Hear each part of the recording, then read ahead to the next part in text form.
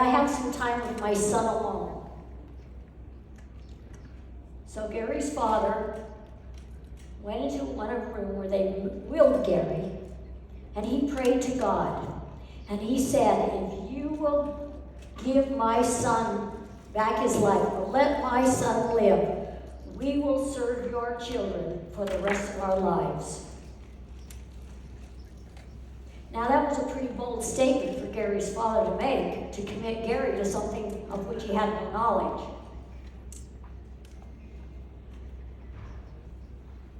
I don't know if you can even imagine what it would be like. I certainly can't. He was in a coma for 3 weeks.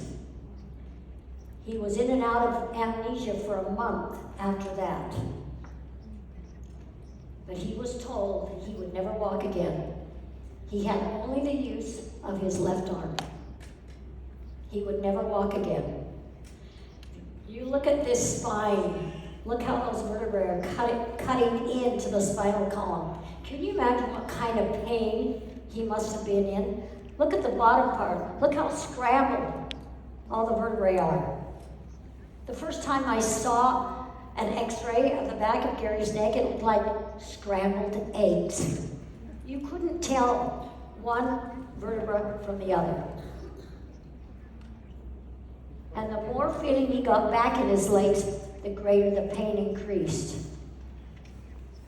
But he said, I will get out of the wheelchair or I will get out of life. The reason that I want to spend a little bit of time with this is because I want you to see, I want you to feel the grit of this man. Because it's the grit of this man, the determination that has me on this stage today and you sitting here. It's because of his desire, his will, that we have Young Living today. We only have 2 pictures of him on crutches.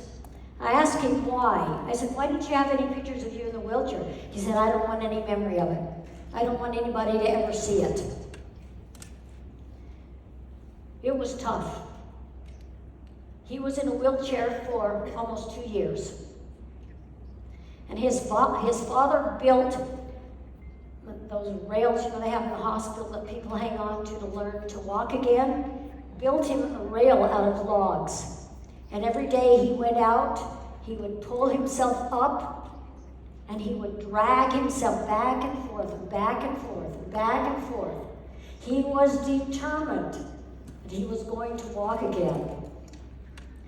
After he was able to stand up and walk with a cane, he was still in and out of the wheelchair, he wanted to work. He didn't want anybody to take care of him. So he was able to talk a friend of his into fitting a truck with hand controls because he didn't have any strength in his legs to clutch and push on the gas pedal. Can you imagine driving a truck like that with hand controls? Look at those logs. Look at the cold, the misery of it all. I can't imagine. So, Gary decided that his mind wasn't being challenged. He wasn't learning enough. And he was determined to find something in Mother Nature that would help heal his body. He was determined to free himself of pain, to be able to walk without assistance. This is his research facility in Baja California, in Mexico.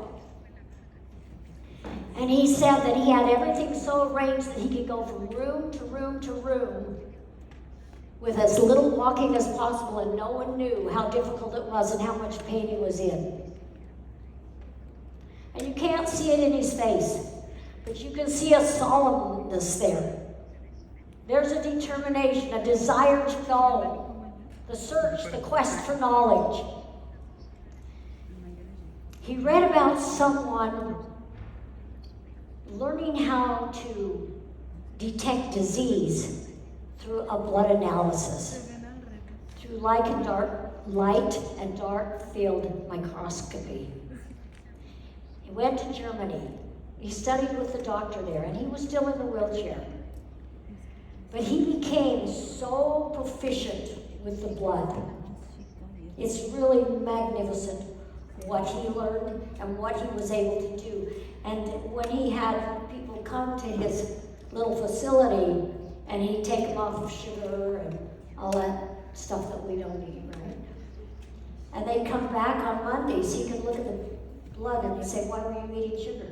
He could see it in the blood. He could detect the predisposition to any kind of disease a year, 2 years, 5 years before it manifested itself. He was absolutely amazing. Now, you take a look at these blood slides. You tell me, what do you want your blood to look like? You like that last one there on this side? The blood is what carries oxygen and the nutrients throughout the body. Healthy blood means a healthy body. Well, I only see one there that really looks pretty good. See how free-floating they are? How easy it is for them to carry that blood? That white thing at the top is a neutrophil. It's a Pac-Man. Goes around and eats the bad stuff in the blood. And sometimes when they're really shiny and bright, those are the chemicals in your blood. The blood can tell you everything. So Gary began looking at what he could do to rebuild the body, to make the body healthy again. He would take the people who were there in his facility on the weekends and they'd go gather herbs. And then he would grind the herbs. He had his own little apothecary. He would create his own formulas. It was an exciting time for him because he was mentally really challenged. When he was introduced to essential oils, and that's a very interesting story, because there was a lady from Switzerland who walked in to his little facility, and she handed him a packet of information. Research that was being done by French medical doctors on respiratory maladies with essential oils. He didn't pay much attention to her. He said, I tried essential oils, been there, done that, they don't do anything. And she said, are all herbs the same? And he said, well, no, of course not. And she said, well, why do you think essential oils are all the same? Duh. So he took the packet, went home and started reading and read through the night, called her at 6 o'clock in the morning and said, I want to know more. And she said, I thought so. I've made reservations. I've registered you for this seminar that's taking place in 1 week in Geneva, Switzerland, at the university there, where these medical doctors are presenting their research. So that was the beginning for Gary with essential oils. He went, he had a magnificent time. Dr. LaProse, who was a very famous physician at that time, took Gary with him to Paris to walk around with him in the hospital where he was treating people with essential oils. Gary became so excited, he bought 13 oils and raced back home where he could start experimenting, seeing what he could discover, what he could learn. Isn't that what we do when we buy oils? We go home and we experiment. We see what feels good, what do we like, what works better than another. It's all about your own discovery. Well, that's what he was about. But he got this brilliant idea. He said, you know what? If I take this living essence, this oil from the plants, and I put it with powdered herb, wouldn't that make the herb more powerful? Well, logic says it certainly would. So he started mixing oils into the supplements that he had formulated with the herbs. There are many funny stories I wish I had time to tell you. But the first 2 supplements into which he put oils were Vitagreen and Comfort Tone. Vitagreen is now multigreens. And of course we have Ninja Greens now, which is a great, fabulous new product. But these were the 2 that he experimented with in the very beginning. Look at those old labels. You know, this goes back to 1988. 1987, 1986. These are old formulas. And you know, Comfort Tone and ICP, Juvitone, they've never been changed since when Gary formulated them. Then he got the idea, what about making blends? What if I could combine one oil with another oil? I could take the constituents from this one and the constituents from that one, and if I put them together, I could get a stronger formula. So that's what he did. RC is the very first essential oil blend that he formulated. Do you all know what RC stands for? Okay, if you don't know, ask somebody else. The first, the R stands for respiratory. And he created this formula for the gentleman who came from Pennsylvania, who worked in the coal mines and had a lot of lung problems. You don't have to go into a lot of details, right? Don't record. But he created RC as an experiment to see what would happen to Charlie. What did it do for Charlie? Charlie went home a healthy person after breathing RC for about a week. It's amazing. The stories are amazing. Citrus Fresh is so wonderful for purifying the air. We all love Citrus Fresh. And joy, everybody needs joy. Sacred Mountain. How many here are familiar? Do you know that? Sacred, not very many of you. Gary was a mountain man, as I told you. And living in San Diego, he missed his mountains. He missed his trees. So he decided to make a formula from the conifer trees. And that's what's in Sacred Mountain. It's a conifer tree blend. Perhaps similar to Evergreen Essence, but not with the same conifers, the same tree oils. And he would take that and he would put it on the logs near the fireplace. And he would have the smell of the trees. It would take him back home. It's a very beautiful blend. It's one of my favorite blends, and it's a very old blend. So if you haven't tried it, I would suggest that you try it. Many people ask me, well, Mary, what do you eat? What do you do? How do you stay so young? Well, yeah, it sounds good. No sugar. No soda pop. No white flour, white salt, nothing white. No fried foods. No junk food, no fast food. I like it fresh from the garden. Organic always, and organic isn't everything, but it's better than non-organic. One thing that I love are all of our einkorn products. How many of you like einkorn? You tried the einkorn. You were given einkorn granola. I keep a package of einkorn granola on the seat of my car, and I'm a snacker. So when I leave work, I like to snack on granola on the way home. Einkorn spaghetti, the rotini, the einkorn flakes. Joseph will eat a half a box of einkorn flakes in one sitting. The einkorn chocolate-coated health bar. They're wonderful. This is what I don't do.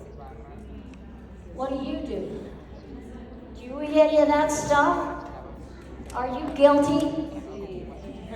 If you're guilty, then don't complain about not feeling well. You can put all of the good stuff you want into your body. But if you don't stop putting in the bad stuff, one doesn't equate or wipe out the other. You have to take out the bad stuff and then put the good stuff in. You can't do both. It doesn't work that way. You can cheat once in a while. That doesn't matter. The body is strong. It can handle some garbage, but it can't handle garbage every day. to be kind to the body. We only have one body.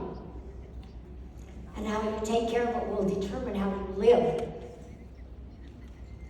in your older age, how you will enjoy your grandkids.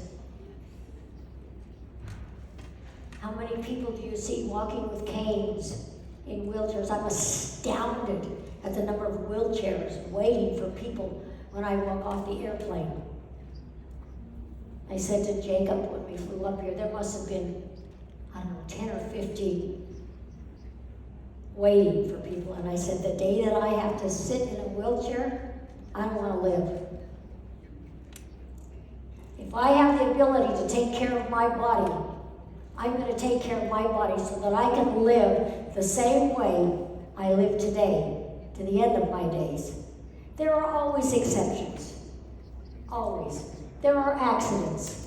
There are people born with problems. And I marvel at how they overcome and live and do what they do with a smile on their face, with enthusiasm and excitement for life, even though they have that disability. I am drawn to people like that because they teach me how to be strong. I am so impressed when someone has the ability and the mental attitude to have a happy life in spite of problems that they deal with. Think about that when you see someone. Go up and ask them how they are. Put a smile on your face and tell them you're happy to see them and cheer them on. I think of Lydia's here with us from Romania, and her daughter Becky was born disabled, and she was in a wheelchair. She was at our home. She died probably 3 or 4 years ago now. She was always happy. She brought joy to everyone she talked to. She uplifted everyone. It was a joy to be around her. Seeing Lydia here brought back that memory to me. How grateful I am that I had the opportunity to know her. There are many people like that. She didn't do this to her body. But people do this intentionally. Don't do it intentionally. Get the stuff out of your life. It does nothing good. Nothing.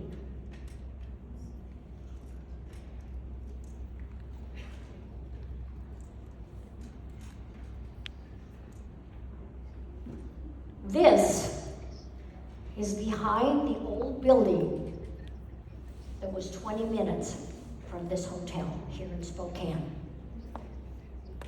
Gary brought home seed from France, planted it in the backyard, back of the building. It takes 3 years for lavender to mature before it can be harvested. But he gave so much love to this lavender that it grew really well. And he said, I couldn't wait a 3rd year. I had to know. You know, he was a farmer. He grew up ranching. He understood the land. He understood soil. So he wanted to know, how do they get the oils out of the plants? That's why he went to France, to learn from the French, who are so famous for the lavender in Provence. And what did he do? He cut it, and he invited members to come and help him. And he welded 2 pressure cookers together and cooked it on the stove in the basement. And he got about 5 drops of oil out of that distillation. And he sent those 5 drops to Dr. Kurt Schnellwelt, who is a very well-known German chemist in the essential oil world. And he was friends with Kurt. And Kurt called him on the phone and said, Gary, where'd you get this?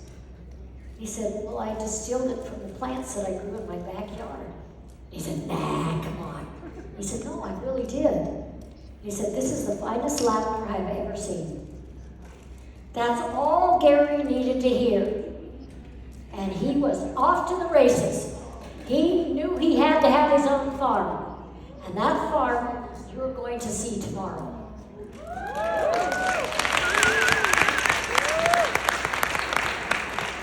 This is what it looked like. It was a cattle farm. Had a really low pH, like 4.5, very acidic, hard as a rock. And he cultivated it, turned the earth, and turned it, and turned it. It took him a whole year to turn the ground. He bought this in 1992, the same year that he and I met. He was turning this ground the summer that we met in October in Salt Lake. So I heard a lot about it. Here's Gary putting microbes and enzymes into the ground to nourish it. And if you can see the little tiny plants, those are little itty bitty clary sage plants. Well, Gary was creating, he was designing. I found this going through the files. March 1992, flight from Spokane to Dallas to London. Gary was a designer. He was an innovator. He was always thinking it through, and no matter what he saw that someone else was doing, he was analyzing how we could make it better. This, I was with him when he built this. He built it in St. Mary's. And when you see where the lodge is, that's approximately where this little still was. And the first peppermint was distilled in this little thing. And he was distilling up here in Idaho, and I was in Salt Lake, and he started yelling on the phone when the oil started to come out. He was so excited. Oh, look how antiquated it is. Look how homemade it is. This happens to be on the movie set for the movie The Patriots, starring Steven Seagal. It was kind of a dumb movie.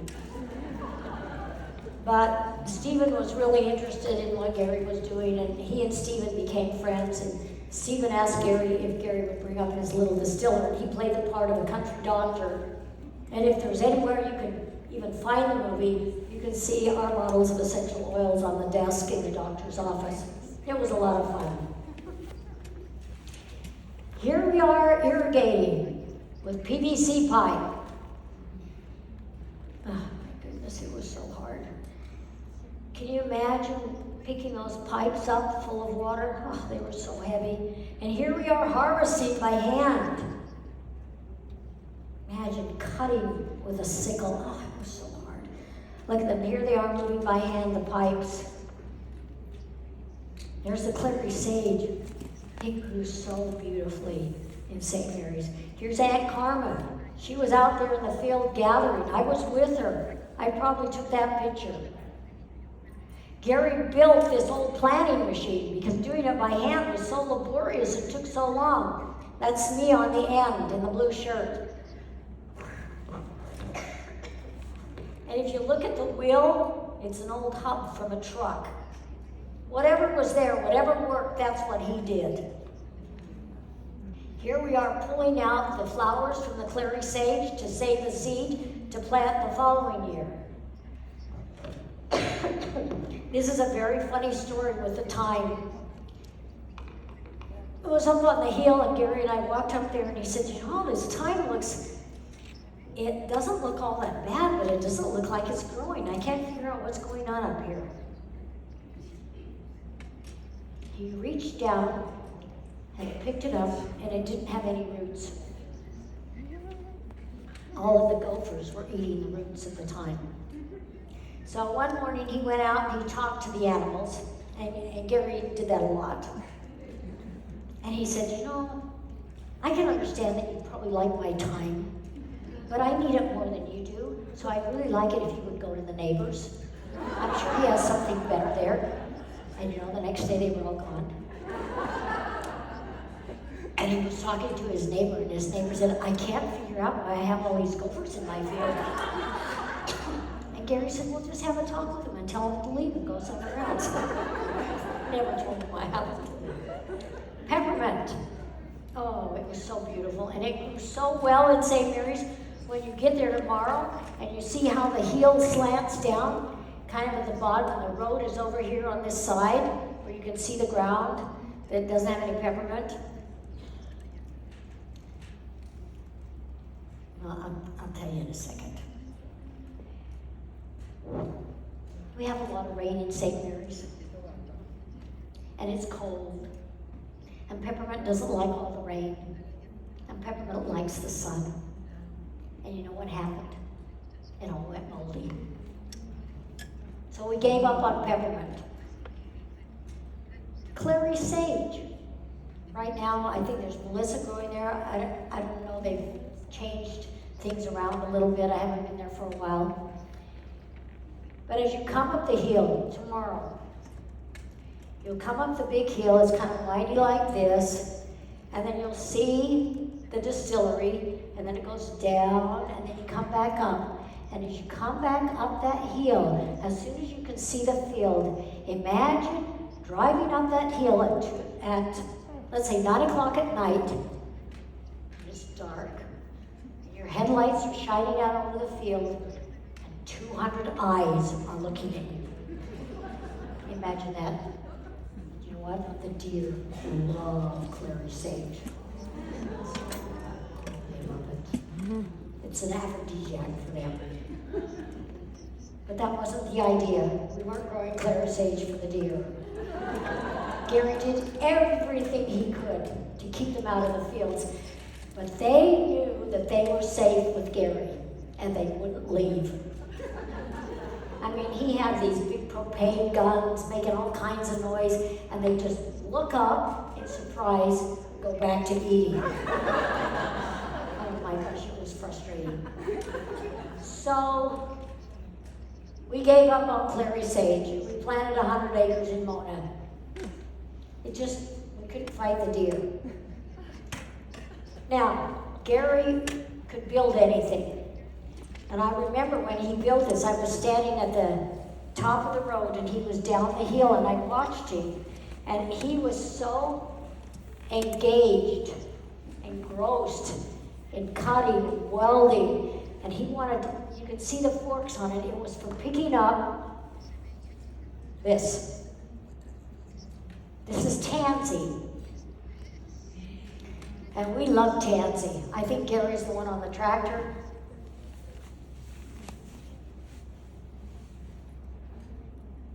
Let me go back just a second. You may not know, but we were cutting all of this by hand. We were doing everything by hand. It was really laborious, was tedious, was hard, time-consuming. I remember that's when we bought the first swather, because Gary knew that we absolutely could not go back to Utah and leave all the workers out there trying to cut tansy with a sickle. It was amazing what they did. But Gary knew he was going to build a distillery. And here he is on the tractor. He's smoothing the ground to get ready. Here are the logs that he cut out and back. And he's analyzing how he's going to do this. He's thinking about it. I was with Gary when he found this old boiler out in a farmer's field along the St. Joe on the other side of St. Mary's. Sold it to Gary for $500. Boilers cost thousands of dollars. And Gary retubed it. We hauled it up to St. Mary's. Here he is in the old garage of the old farmhouse. He did all the work in there. They built this big cooker, turned it on its side, did all the welding inside the shop. He only had one piece of equipment. You can see the holes in the bottom for the steam. You will see this tomorrow. I don't know if you'll see that particularly. Now here's Gary with a lawnmower cutting the peppermint. Can you imagine doing something like that? What insanity. Now we decided we were going to cultivate tansy on the ranch. So here we are, cutting it by hand. This was one of the first swathers. Now, can you see how crooked the rows are? If you see crooked rows, then you know I'm the one on the swather. Gary always made fun of me because I couldn't drive it in a straight road, straight line. Now here, I did the swathing. Gary's on the chopper. One of the farm hands is running the truck, and they'd run side by side, and he'd blow it right into the truck. The truck would leave and drive back to St. Mary's. And from here, it was about an hour back to the farm because it was really slow going because the trucks were so heavy. Ah, there it is. Sadly, you won't see this tomorrow because it's covered up. There's metal in front of it. See the old boiler? Isn't that a beauty? There Gary is doing all the work himself. There's Uncle Jack. Oh my goodness, it was such a great day, the day they got steam. You could hear Gary yelling all over the farm. He was so excited. They got steam. It worked. It worked. Oh my goodness, he was so excited. Oh my goodness gracious. I said, Gary, it looks so ugly, you gotta paint it, you gotta do something. Don't you think that looks better?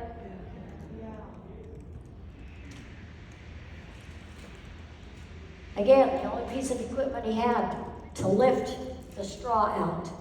Now let me tell you, that is really heavy once it's been cooked. Now here's the tansy, which was the first plant that we distilled, and he's loading it into the cooker. You can see Gary's in the cowboy hat down there next to the boiler. This was our first convention in 1995. We had 200 people. And we were so excited that 200 people came. And he was like a kid in the candy shop, showing everyone what he had built, what he had created. It was a great and glorious day for Gary. Now we have this really clever idea, Gary's idea. He thought we could tie the lavender into little bundles, and that's why they look so funny there in the rows. And at the very top, you can see the person in the hat. That's me. I was out there in that hot sun with all the workers tying the lavender. But you know what? It didn't work. Oh, after all that work, it didn't. So finally, he called John Noel, and he said, John Noel, I gotta have a harvester. So John Noel found him an old harvester and had it shipped to Utah, and we brought it up to St. Mary's. And then Gary took this very harvesting machine and built his own in the fab shop in Mona. So we had harvesters in both areas. I don't know how many of you know the story about Melissa. You have to treat Melissa kindly. It doesn't like to have itself in the ground. You have to, it's like a lady, a lady that likes to be nice and clean and be taken care of. So we put tarps on the ground, and everybody shoveled Melissa when it was cut with a swather. Here we are. That's Jacob standing there in the back. There's Jacob, and I think that's Joseph, and I'm there, and Gary's down at the end. There's Sherry Ross. Oh my goodness. You want to come up and do that at St. Mary's? We have so much fun. Well, Gary got the idea that he was going to build his own harvester. And this is what he built, with a conveyor belt that cut it and blew it up into the truck. Can you imagine the time that he saved? It was so amazing. Now, I want to show you a few pictures. This is about logging. And again, this is a truck fitted with hand gears so that Gary could drive it. And this is when he worked on the Alaska pipeline. He's standing there, but he didn't have very much strength in his legs, and he couldn't clutch. So still, the truck was with hand gears. And these are the kinds of things that happened on the Alaska pipeline. And Gary was one who went to help people when they lost their equipment. You know where this is? This is Highland Flats. One Sunday afternoon, Gary said, let's drive up north and see if we can find some fields of tansy, because we wanted to distill more tansy. So we're driving around. Any of you who went up to Highland Flats last couple of days, you drove the same road we were on. When he suddenly stopped, and I said, what are you stopping for? And he said, I gotta go check something out. He jumped out of the truck, runs over, and he sees this gentleman out in the field piling up all of these Christmas trees. He said, what are you doing? He said, well, we're burning them for the neighbor. We're burning them for the owners. They don't want the Christmas trees. They're not selling anymore. They're too big, and we're just going to burn them down. And he said, I tell you what, if I clear your fields for you, will you give me the trees? Well, that was a big deal for them because they were paying a lot of money, something like $4,000 or $5,000 for a field to have all of the logs or the trees cut and taken away. So this was the beginning. But then Gary discovered, and just use your logic, when it's cold, the oil comes up the branches and goes to the edges, the leaves, the tips of the branches, to keep them from freezing. The oil is like antifreeze. And when it's warm, the oil goes back down into the trunk.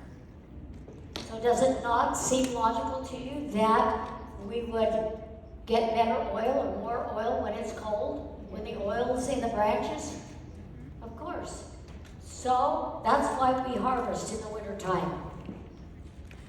This was the can. One was for food, one was for supplies, and one was the bathroom. This machine, I think this was the one Gary bought at an auction.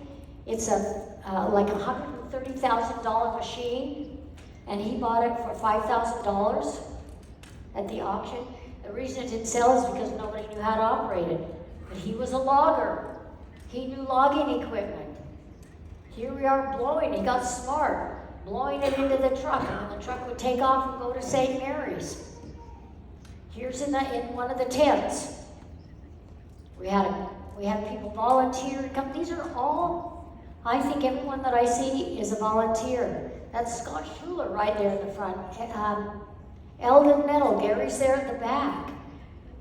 Jim Powell. They all came because they believed in the mission. They all wanted to be a part to help. Gary didn't want to stay in the hotel anymore because it was too big of a drive and wasted too much time. So he bought these military tents and set them up so that the men could stay there and work longer hours. But what did Gary do in the evening? He taught. He wasn't tired because he was energized by the excitement of those who were there. He was energized because of what he was doing. He was so excited. So he taught every minute he could. And if any of you ever sat in a meeting with Gary, you didn't want to miss one word that came out of his mouth. These big semis full of chips. He drove it every single day from Highland Flats to St. Mary's, 120 miles.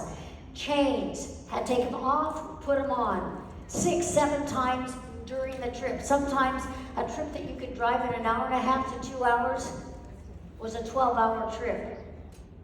When you got there, you had to unload it immediately because the chips would stick and freeze solid in the trailer, and then it would take you 2 or 3 days to get them out. That only happened once. Gary would go back up to the house, sleep for an hour, go back, get the truck, drive it in the night back to Highland Flats, so the trucks would be there in the morning when the crew was ready to start work. After about 18 years of driving back and forth, he finally came to the conclusion that yes, the conifer oils had such great value to us that he was going to build a distillery. That was a great day. That's me in the blue shirt over there. There he is lifting this beam. They forgot that the beam had to go up there because they needed the beam to put the chains on to be able to lift out of the cooker. They put the roof on without thinking about that. So Gary lifted the beam with a forklift. And when he started to do that, everybody ran. Because if something went wrong, it would have been an absolute disaster. But he put it up there, they bolted it up, and life went on. Look how big those cookers are. There's Gary lowering it down. This is what you saw, the beginning that you saw yesterday. That's Sherry standing there. Sherry cried when he backed the semi into the distillery because it was heated. Nothing like St. Mary's. There's a crew. Now, how many of you have the Red Cedar Bliss? Anybody here have the new oil? Red Cedar Bliss? If you don't know what it's for, come and ask me tomorrow at the farm. But this is a spectacular blend, and it's made with the Western Red Cedar. What you can see is being cut here is Western Red Cedar. You can see the redness. Gary didn't want to tear up the land, so he brought the horses up from Mona so the horses could pull the logs out. He was very concerned about taking care of the land. There's this most amazing video. I saw it for the first time 2 days ago, and it is so exciting, and it really tells you the story. And when you see this, you just think about how we are blessed to have all these conifer oils. Grand fir, tamarack, pine, lodgepole pine, spruce, red cedar.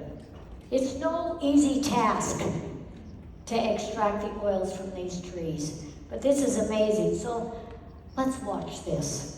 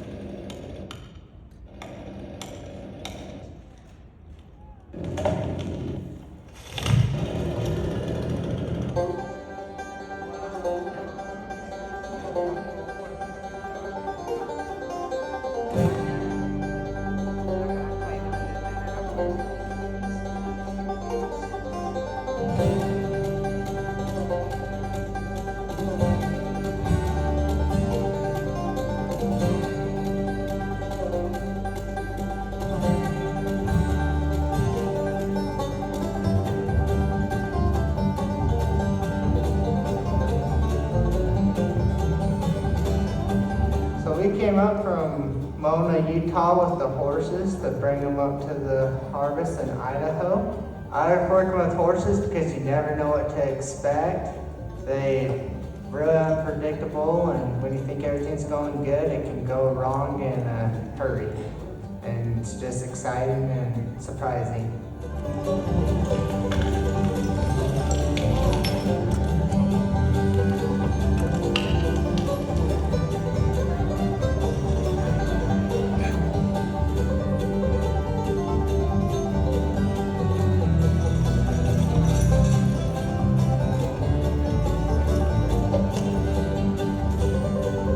So at competitions, these horses can get up to 11,000 pounds of pulling, and it's rough on them, but they can do it. I actually have more experience with horses than not. I never farmed with tractors. We always farm with horses. And so this really gets back into my natural setting where I grew up. And I made the comment already to people that, this is nothing facetious, but if you haven't farmed with horses, you haven't farmed it. Because that's what farming is, going out, working with nature and the animals. You know, if you farm with tractors, kind of like in a factory zone, especially with the tractors that you use today. But they've got their purpose, but I sure love horses. And I think it's wonderful to be using the horses with something like what we're doing here today. I chose to come out to the winter harvest for the experience of being in the mountains, the fresh air. It smells fabulous also because of a picture I saw of the horses pulling wagons of chips and the trees coming out. So that's why I came out here. I wanted to just experience the mountains and the animals. I'm just excited to see let the shooters see how rough it was back on the guys that actually had to do this full time with horses and no big equipment. It'll just be a great experience for them, and they can go back and show the pictures to their families and videos. So I just hope they have a great time.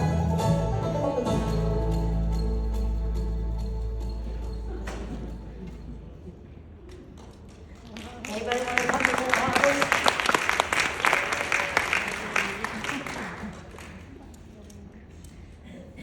Gary was very concerned about the reforestation, taking care of Mother Earth, and if you're going to cut the trees down, that he wants to replenish.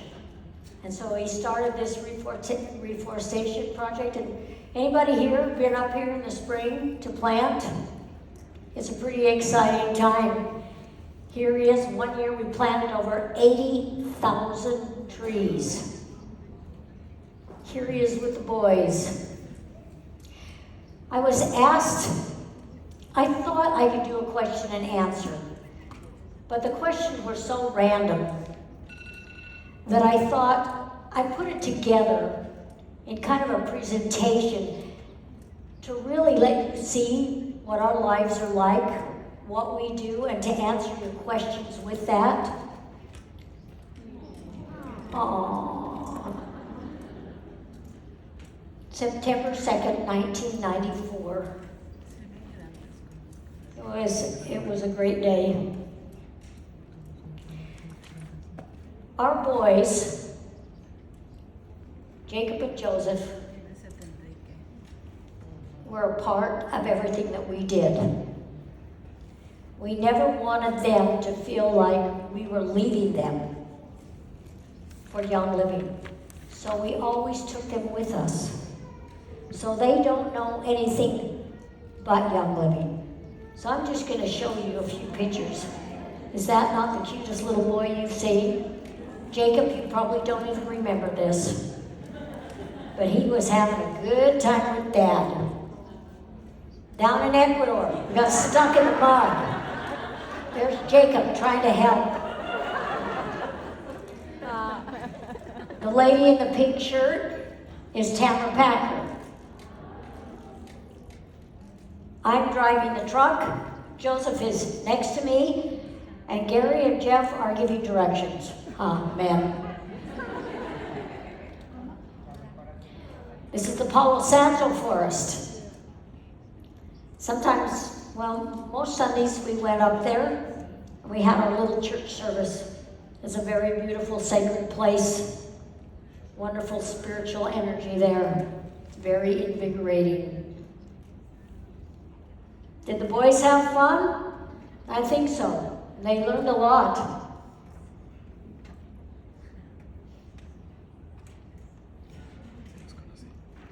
Joseph drove that thing till it wouldn't go anymore. Gary taught Jacob how to operate this big machine when Jacob was 7 years old. And he's a really good operator. He's a really good bulldozer. He has Dad to thank for that. This was Gary's great joy in the mountains with his 2 boys. Fishing, skiing, convention. Look at Jacob, oh, he's so cute. Oh, so cute. In the helicopter. Gunfighters. convention. Gary had those outfits specially made for the boys, and they are on display in the museum in Utah. That's a parade where Gary drove the wagon. That was his love. This is the Vice President of Congress of Peru. This was Jacob's birthday, and the Vice President had a birthday cake for Jacob, and we celebrated that in his office in the Parliament building. How many young boys have that kind of an experience in their life? Meeting Dad when he was dog sledding up in Alaska. This is the Schönbrunner Schloss. The schön doch. Right next to where the boys are standing is this is the Kaiser's Summer Palace. And right next to that green area that you see there in front was the Kaiser's Opera House, Schloss Theater. And I sang many operas there, many performances. So it was a joy for me to take them to see where Mom went to school. The Al-Hasik Mountains in Oman that Gary discovered. These are old distilling vats, high in the tops of the mountain. There were about 100 members who went with us. We had a glorious time. I don't think there's anybody here who went with us, but there are many in Young Living who were there. Joseph, up to bat at the Young Living Academy. Gary, the pitcher. And we laugh. Look at that, he's got cowboy boots on. Oh, we had so much fun. That's me in the red shirt. I was going to show you. See the red shirt there in the back? That's Tammy again. She was there. She was part of all of this. She could tell you many stories. They had a party at the school. There's Jacob and Joseph. They were very much a part of it. Ben talked about going to the thrift store. One summer, I took Joseph with me, and we went to all of the thrift stores close to our home, and I bought every single pair of baseball shoes that I could find. And we took 100 shoes with us, 100 pairs with us to Ecuador. And I remember them being dumped out on the floor in the director's office.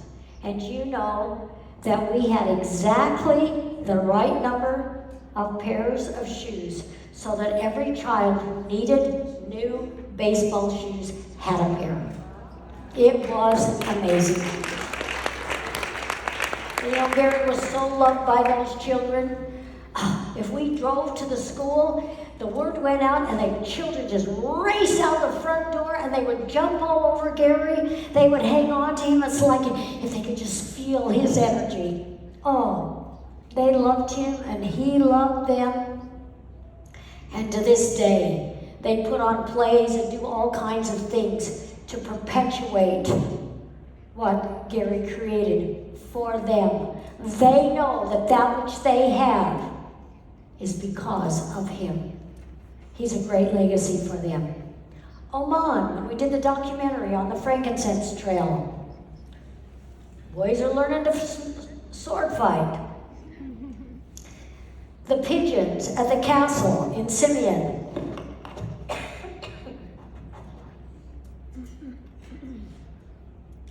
What boys have that kind of opportunity? Now you ask, what are my products? What do I do? I use Divine Destiny and these 4 products first every morning. I do, if you have the Divine Destiny, there are 3 oils and it gives you the directions how to use them. But I put them right here and I mark them on the lids, 1, 2, 3. So I take 1, I put it right here. Then I do Harmony right here. Then I do Divine Destiny number 2 right here. Then I do Abundance right here on my shoulders. Then I do Divine Destiny 3 again right here, layering.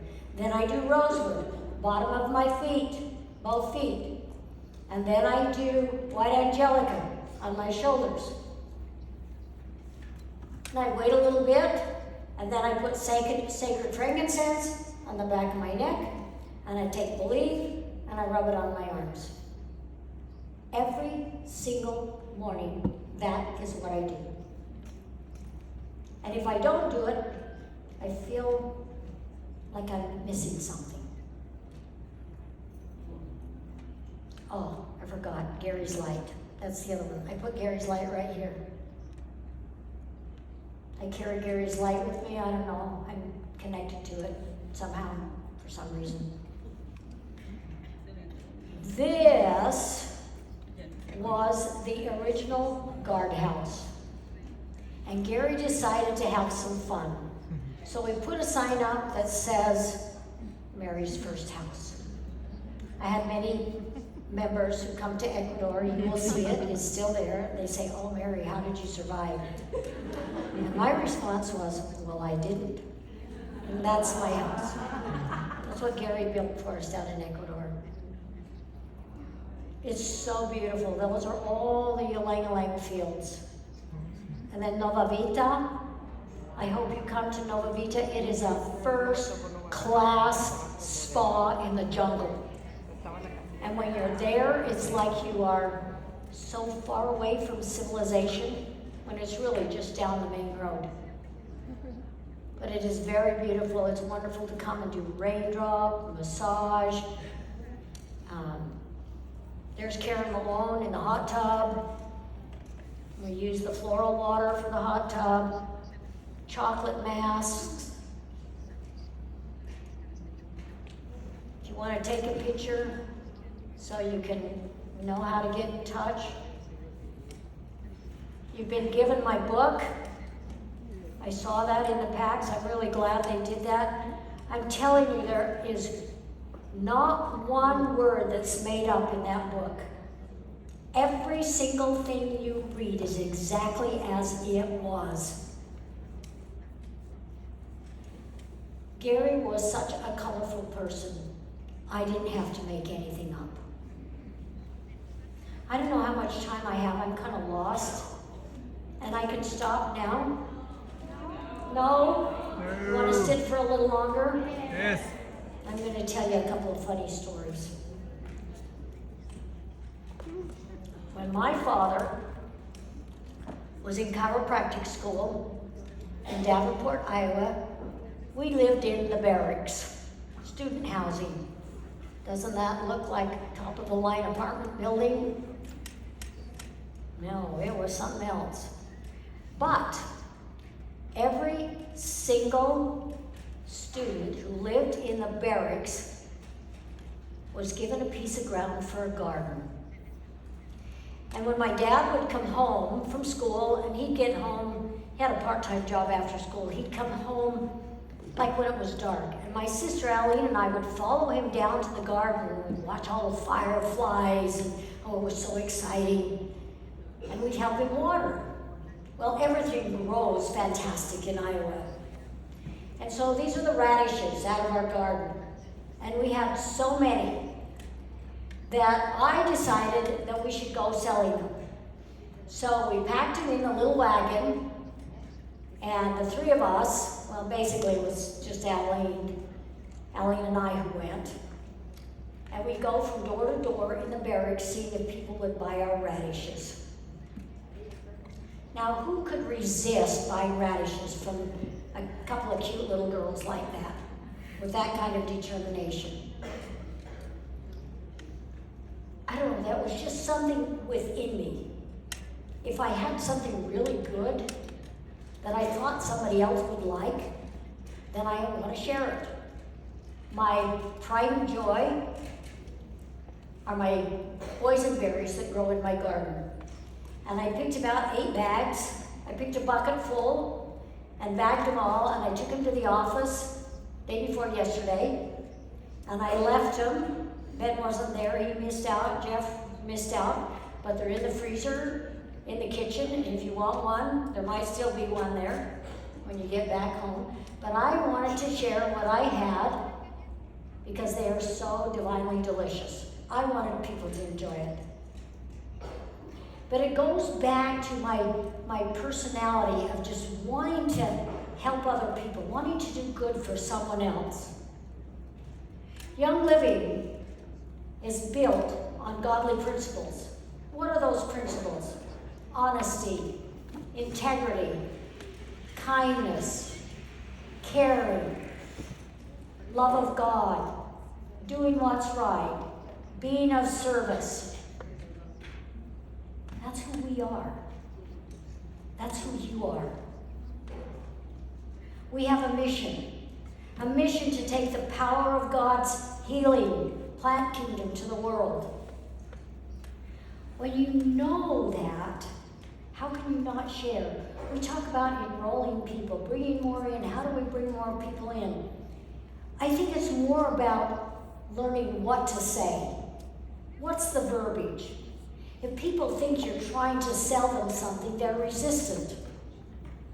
If people think you're telling them something because you think you know more, they're resistant. If people can feel that you're sharing something that you love, they will listen. When I started, many years ago, I didn't know anything about this industry. And I thought this was an industry where the people at the top sucked all the money from the people at the bottom, and I was at the bottom, and I didn't like that concept. And I never read the marketing plan. I never read the policies and procedures. I just wasn't interested. I got a $5 check in the mail, and I didn't know why. And I just didn't pay much attention to that. But the following month, it was $100. I thought, oh my goodness, how did I get this? So I thought, I better sit down and read this policies and procedures. And you know, we all check the box that we've read it. I checked the box, but I didn't read it. So it's about 1 o'clock in the morning, and I'm sitting on my bed, and I'm reading. It was like 6 or 7 pages. There was nothing to it. But I looked at that and I thought, oh my goodness, wow, they are offering so much. I just need to start structuring my organization so that I can take advantage of what they have to offer. I need to get the most out of this marketing plan that I can. And at that time, I was driving an old VW that didn't go in reverse and didn't have any heat. I needed a new car badly. So I thought, if I do this right, maybe I could get a new car. And I wouldn't have to freeze in the wintertime, because I used to drive with a big blanket around my shoulders. And that was all I had. My dad bought that for me when I was in Vienna, and I had 200,000 miles on it. So it was well used, but it was cold to drive. So I started. I was scared to death. I didn't know how to talk to anybody. I didn't know what to say. But I discovered you can tell anybody about anything that you love. Ben talked about love, things you love. I loved what I was doing. I loved the products. It was my beginning. I didn't know very much, but I was learning. And I would call up, and some of you might even try this. I would call up Judy, and I would say, Judy, how are you? Chit chat, chit chat. You know what? I just discovered this most fantastic product. And I think it would be something you would like, not about me. I think it's something that would benefit your family. I would love to come and tell you about it. I don't need you to buy it. I just don't want to have the burden of worrying about you because I didn't tell you. Can I come and show you? If you have credibility with the person with whom you're talking, they will never say no. And I never had one person turn me down. And I sponsored every single person I went to talk to, without fail. It's like taking our little starter pack, dumping it upside down, letting the bottles roll all over the table, and say, this is for this, and this is for this, and this is for this, and this is for this. This is what I've experienced. And you know what they would say? Can I have it? I said, sure. And then they would simply replace mine. I did that 100% of the time with 100% success. Why? Because I had credibility with them, and I was offering them something that I thought would benefit them, their family. And it did. And you know that with the oils, we have something that will benefit anyone who chooses to use them. And if we tell the right story, if we tell them why we're doing what we're doing, that we're sharing something that we love, they're going to respond. They cannot not respond. So I got braver, and I got braver, and I got braver. And I discovered that I could help other people who were afraid by putting them in a position where they could tell about something that they loved. I remember my friend Barbara Champion. She's 91 years old. She lives in Albuquerque, New Mexico. Barbara was afraid of her shadow. She was afraid to talk to people. But she loves the oils. She loves Young Living. She loves me, and I love her. And we were in a meeting, and I don't know why I did this, but I saw Barbara sitting out there, and I just said, hey, Barbara, stand up and tell us why you love peppermint. I could see that panicked look on her face. Well, you have two choices, to look dumb or tell them why you like it. So she stood up and she told everyone why she loved peppermint. I cannot tell you how she beamed, how she glowed. Wow, I did it. Barbara did it. I could feel that energy in her. So Barbara started talking to people.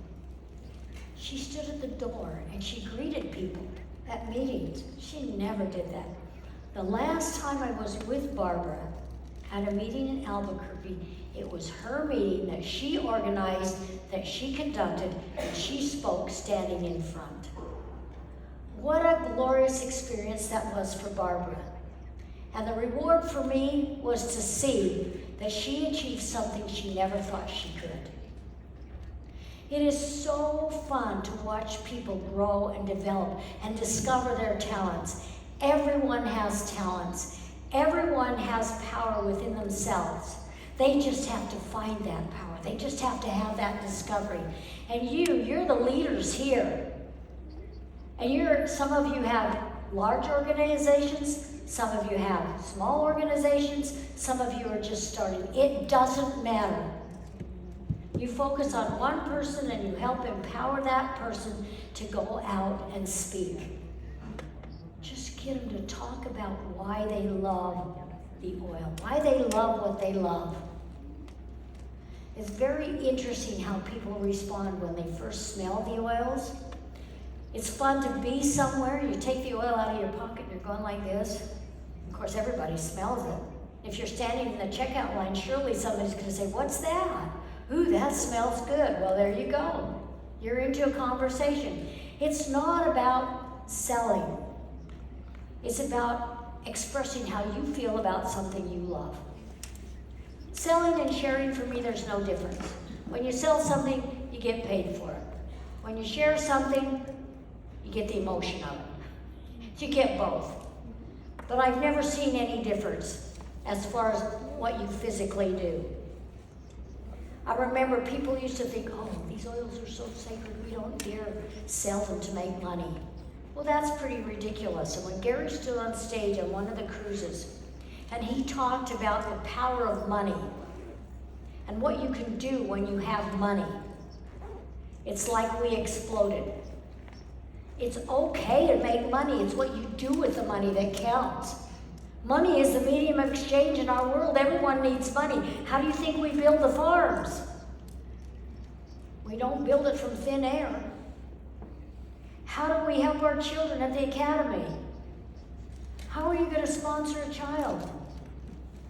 But you don't talk in big numbers. I used to say to my people, don't ever talk about anything beyond $5,000, and even that's too much. If you talk about making $200 extra, $500, that's a lot to many, many people. Talk about buying new shoes for the kids, taking the family on vacation, maybe putting a new roof on the house. Well, that's expensive. Maybe you're just going to paint one of the rooms. Maybe you're going to buy new clothes for school. Those are the things that people need, and that's what money can buy. I mean, I love to see people make money. And I had a motto when I was building, it's not fun unless everybody's making money.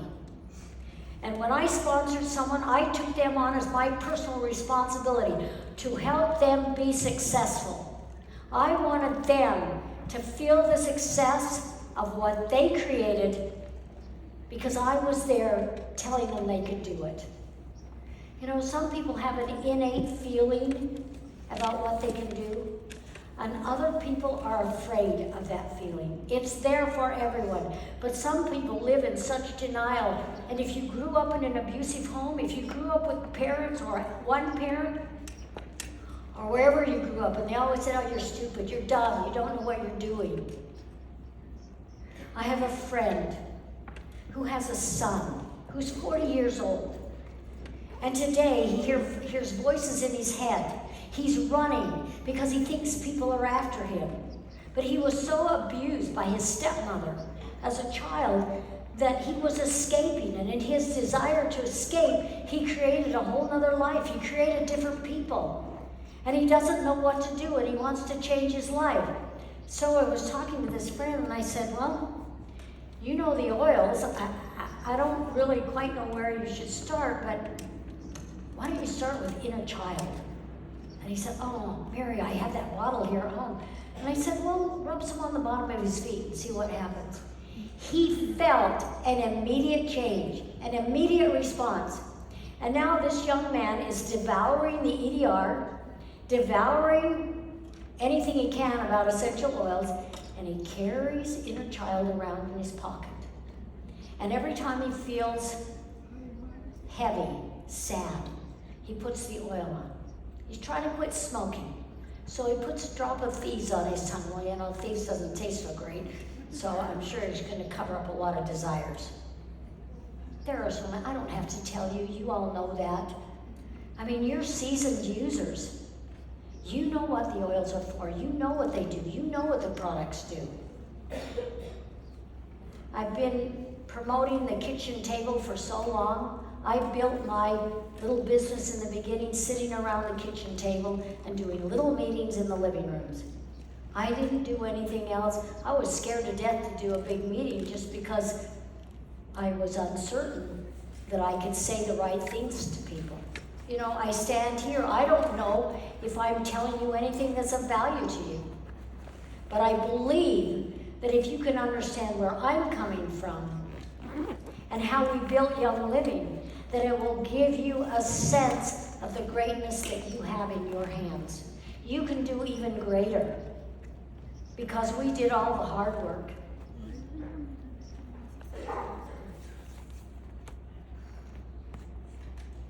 Every year we would say, Gary, when are we going to build a new building?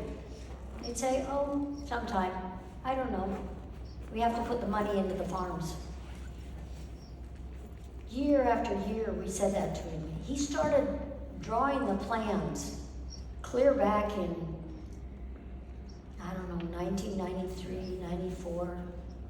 He even had a small replica in the old Payson building. And that was in 1995. But he had to put that money into the farm. Well, in 2016, he said, yeah, I think we can build it now. Actually, that was probably in 2015, and then we looked for an architect. He turned his plans over to the architect, and the architect created what we have out of what Gary had drawn. This is when we dug the first bucket of soil, the groundbreaking of our GHQ headquarters. Gary was so happy. Look how little Joseph is. Look how big Jacob was already. It was a great moment. And you know, one of the saddest moments for me was when I did the ribbon cutting without him. I know he was there, but it was so hard. It was so sad. And to this day, it's still sad.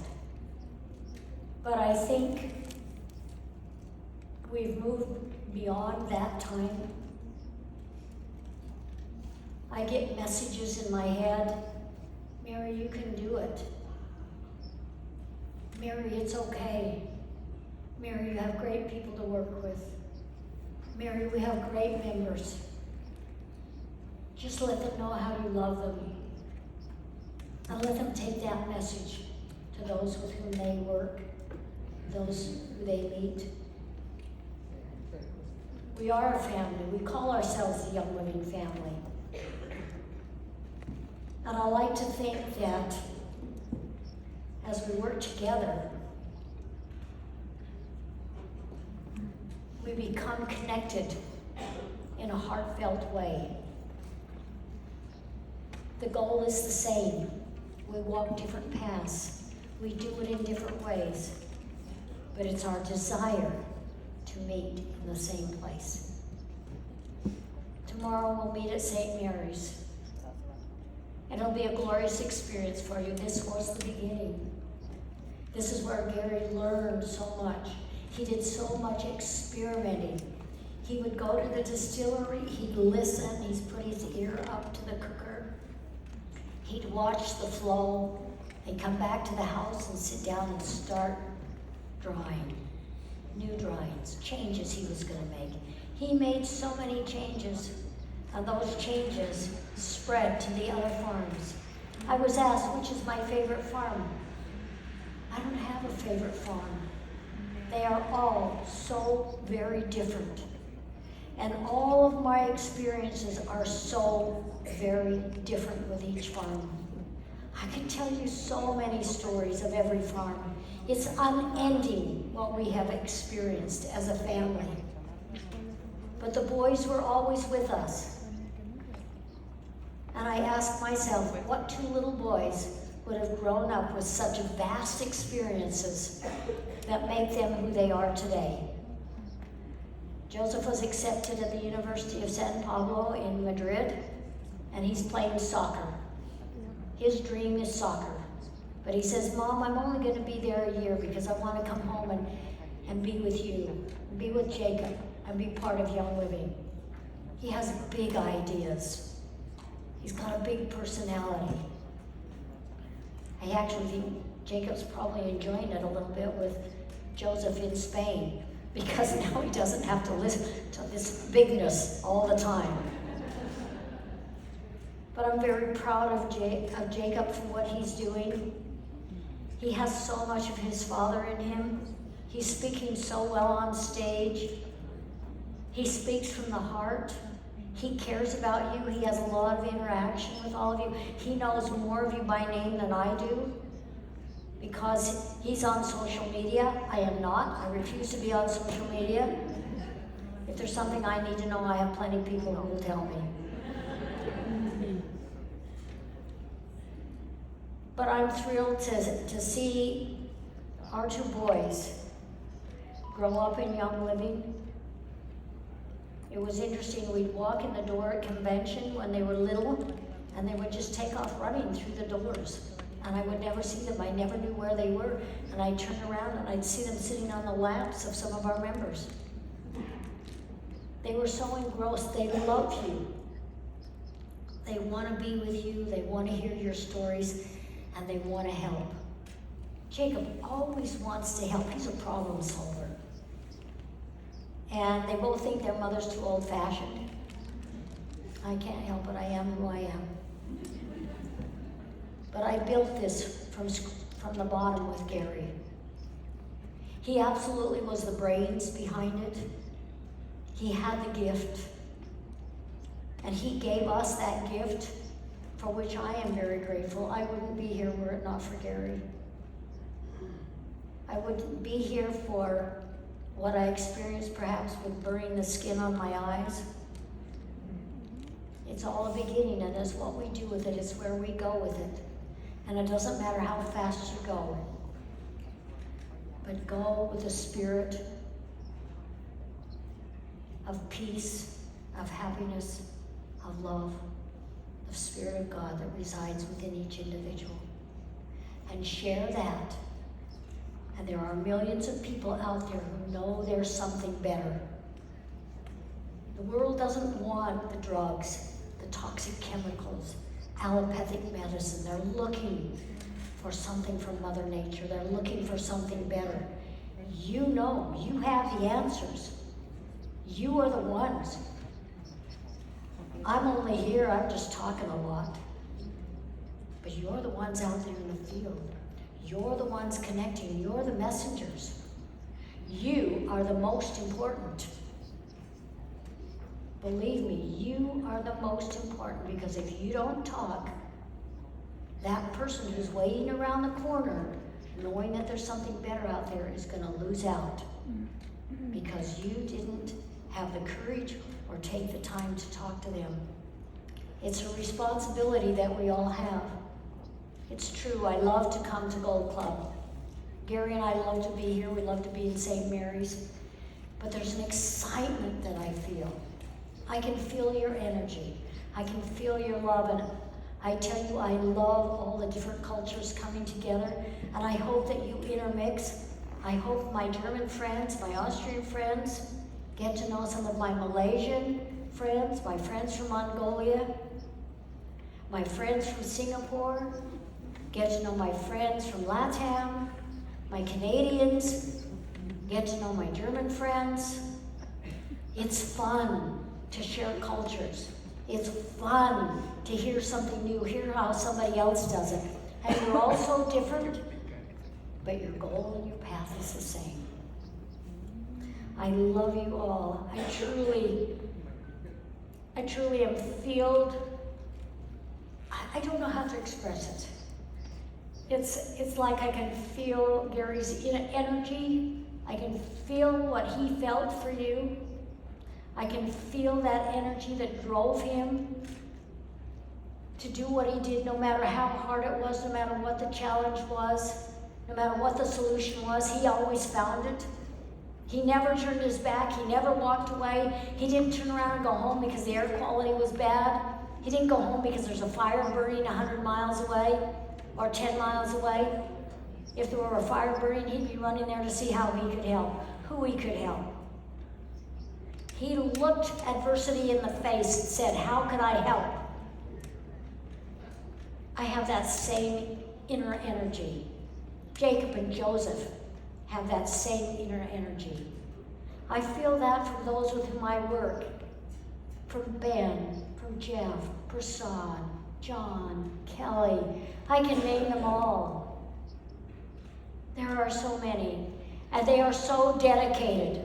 Oh my goodness, they are so dedicated in their desire to help you be successful.